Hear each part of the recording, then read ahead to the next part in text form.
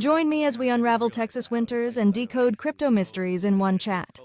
I still remember, during my years there, driving, like under the snow, and then we got like freeze road, like early morning as well, and snow was like can be a bit thick as well. Like of course, you can't compare with like Boston and Mhm. everything, but not bad, not bad, not bad, not bad. No, Uh, not much snow, but that freezing cold or something. Yeah, And but I guess job and market are quite okay as well. hmm Like when it comes to Texas, yeah. um, Texas knows like being pro-business, like no state yes, income tax, low yes, taxes. yes, yes. Yeah, I know. So I was born and raised in Texas, but I was in the army for 25 years, and I haven't really been there like recently, right? I go there once a year, but like, yeah, but like I miss the barbecue, of course, the Whataburger, the Blue Bell ice cream, The state fair. the state fair, yeah, Yeah. the state fair, yeah, No one does it like Texas. yeah, Yeah.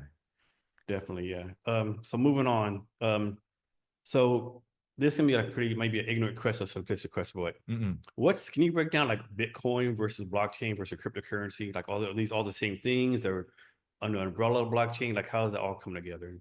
Um, I would say, like they are related and overlap in some sense, but if we go, from the top, like in terms of general knowledge, cryptocurrency and Bitcoin both belonging to the blockchain technology. So cryptocurrency or even Bitcoin, I think Bitcoin does carry that, cryptocurrency definition.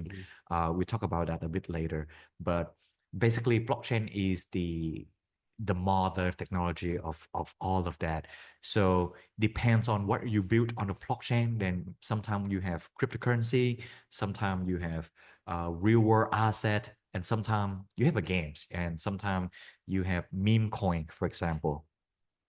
Like, so can anyone like start a cryptocurrency? Because like, so there's a lady, her name's Haley, I think Haley Welch. She got famous for doing like a meme on TV one time. Yes. She became kind of famous, and she would see there's some kind of cryptocurrency, but then it ended up being a scam, right? Mm-mm. Like, can anyone just sort of like, how does that even work, right? Like, do you have no backing of a bank or like financial institute? Just like, hey, I'm Jason Cavness. Here's a Jason coin. Like, it's insane to me. It's true. It's true. I think, like cryptocurrency does carry a lot of that, like component from the traditional money that we're using every day, from, like US dollar to Vietnam dong to everything. But for now, like besides all of the very strict country like US, Hong Kong, Singapore, some country with the regulation around cryptocurrency, basically there's no rules yet for cryptocurrencies. And that sometimes means that people can take advantage and build something that, and you mentioned about it, it can be either a scam, or if not a scam, it can be a very poor performance, like let's say payment instrument, for example. Um, and I wouldn't say it's the best part of cryptocurrency, but I think it bring people back to the pre, like global money kind of, like integration and everything. So you have a chance to really create your own sort of value and bring it up or down, depends on what you do.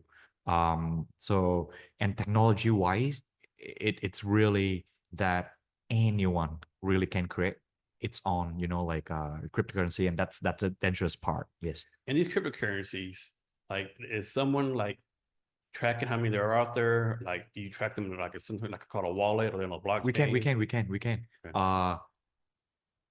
I think we mentioned about the negative part Mhm. so far, but I think on the bright part, like the best thing about cryptocurrency is it's highly transparent, almost like 100%, meaning that if you build something on the blockchain, all of the transaction and the design of the product should be available for public to view, meaning that, like, uh, go back to that example of yours, right? I'm creating, you creating JSON coin, Mhm. right?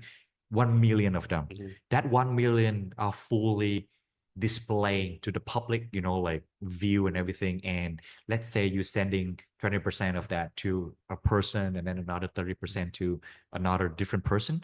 All of that are publicly viewed by the people. So if I look at your coin, I know exactly who are, not who, but like which wallets are holding those coin, and what is the transaction like percentage? Are you like are your coin like highly transacted, like in the market or not, or something like that? So those statistics and performance are visible for everyone. So with that example, right, it does carry a lot of, like trust and, like good, meaningful data if you design the product around the blockchain the right way.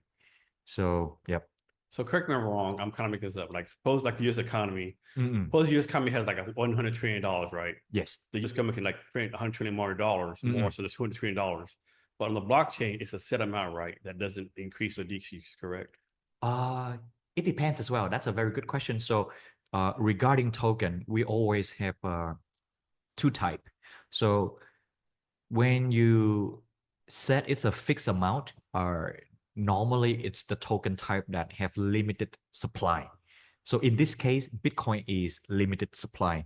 So I think if I'm not wrong, we have around um 21 millions or something like that Bitcoin available, and all of that have to be mined until the end. And right now, I think we are 2/3 of the way to mine all of that Bitcoin available. So that is one of the example of limited supply token.